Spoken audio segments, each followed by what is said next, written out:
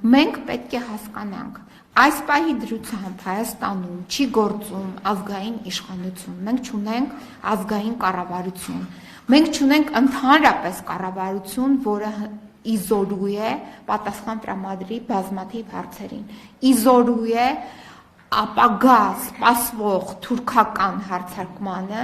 պատասխան տրամադրի։ Հետևաբար մենք պետք է արագ կազմակերպենք նոր կառավարություն, ես նորից եմ կրկնում, դա պետք է լինի ժամանակավոր կառավարություն, որը արագորեն պետք է վերակազմակերպի եւ բանակը եւ զինված ուժերը եւ իր արժեվ դնի կարճաժամկետ եւ բանակը հիմա տեսեք ինչ են անում լուծարման ճանապարհին։ Այսինքն հիմա խոսում են նրա մասին, որ Արցախը չի ունենալու բանակ, Արցախը չի ունենալու արտգործնախարարություն։ Ծանոթ եք այն ինֆորմացիա հետ, որ այլևս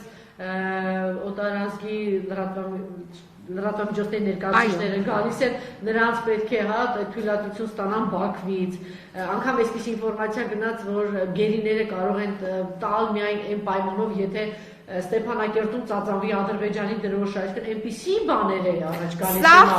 Հիմա սա ապացուցում է, այն ինչ որ դուք նշեցիք, դա ապացույցն է, որ մենք չունենք ազգային կառավարություն ընդհանրապես, որը կարող է հանդես գալ մեր անունից, գոյություն չունի։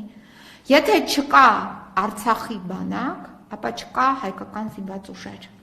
Դա միանշանակ է, այդ բանակը մեր զինված ուժերի ամենագլխավոր բաղկացուցիչ մասն էր։ Եթե չկա Արցախ, Արցախն էր պաշտպանում Սյունիքը, այո, չկա։ Հիմա եթե մենք այս 30-ամյա մեր պատմության մեջ գոյատևեցինք որպես միասնական թեպետ անկախ պետականություն էինք ձևակերպել, բայց դա միասնական դե ֆակտո դաշնային պետություն էր։ Մեկ անձնագիր, մեկ քաղաքացիություն, մեկ բանակ, մեկ դրամական համակարգ։ Այսինքն հիմա քո այդ մեկը դու փաստորեն քեզ զրկում ես ամպուտացիայի ես ենթարկել, հետևաբար դու ոնց ես գոյատևելու։ Տիկին Փոստանջան, ես վաղուց ուզում ես հարցը տալ, ինչ որ առիթ չէր լինում։ Դուք ինչ որ մի պահից, երբ որ իրենք միավորված գնացին ազգային ժողով, ես գիտեմ, որ ձեզ համոզում էին, որ դուք միանաք իրենց։ Դուք չմիացաք իրենց, ինչ կասկածներ ունեիք, որ դուք դեռ այն ժամանակ չմիացաք Նիկոլ Փաշինյանին։ Ես ասում եմ, վերջին չէ, դրանից առաջ եղած ընտրության մասին, որ դաշինքով կարողացա Նիկոլ Փաշինյանը մտնել ազգային ժողով։ Ինչ կասկածներ ունեիք, ինչու չէիք համաձայնում, ինչն էր ձեզ վախեցնում, ինչն է ձեր մտահոգությունը։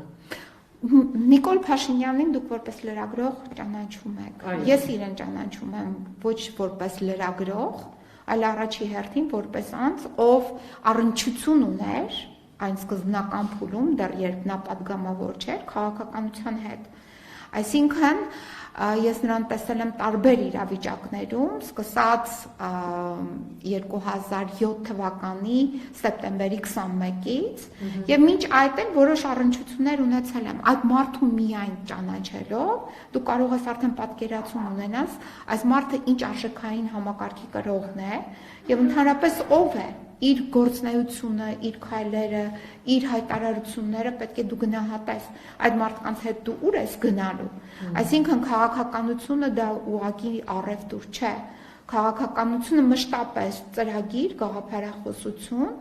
եւ ընդհանուր սկզբունքներ։ Այսինքն սրանք եթե չկան, ինչ ծրագրի շուրջ պետք է համագործակցես օրինակ Նիկոլ Փաշինյանի հետ։ Նրա երազանքն է եղել, դա ինքը 2008 թվականին է գրել, որ այդ հողերը երազում էին ինքն ու տիկինը հանձնել։ Այսինքն այս մարդիկ դրա մասին գրել են, դրա ներքո հավաքագրվել են, դրա վերաբերյալ այդ գործարքը անելու վերաբերյալ գումարներ են ստացել։ Հետևաբար այս մարդկանց հետ ուր պետք է գնայիր, բայց ամենակարևոր խնդիրը այն է, որ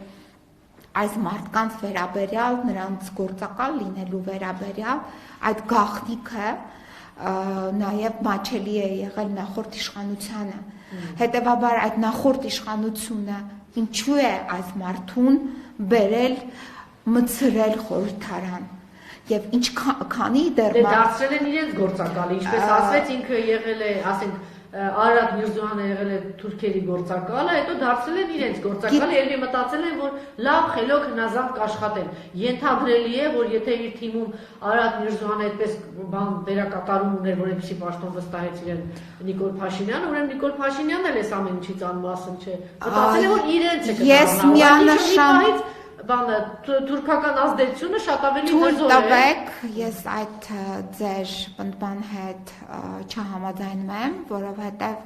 այդ գործակալները, որ 2017 թվականին կամ Նիկոլը 2012 թվականին մուտք գործեցին ազգային ժողով,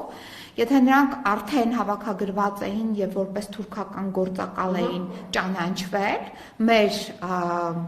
ԱԱԾ-ի կողմից, չգիտեմ ԱԱԾ-ի թե ում կողմից,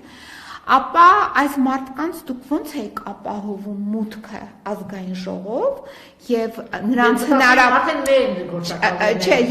հնարավորություն ընձեռում ծանոթանալու պետական գաղտնիքների հետ։ Այսինքն դու